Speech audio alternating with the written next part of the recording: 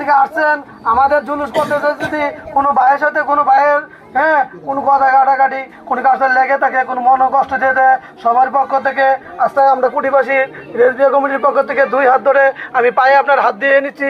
আপনারা সবাই ক্ষমা দৃষ্টি দেখবেন।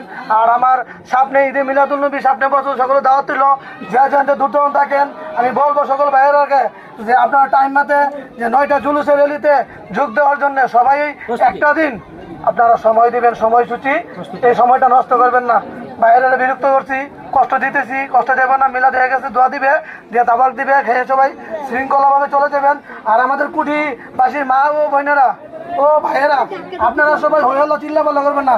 পর্যাপ্ত খাবারও আছে, শৃঙ্খলাবদ্ধ সারিবদ্ধ খাবেন। আপনারা এখন না গেলে 1 ঘন্টা পরে খাবেন। দূর দূরান্ত লোককে সাইড দিবেন তারপর খাওয়ার জন্য। এরা অনেক কষ্ট করে জুলুস করতে আসছে।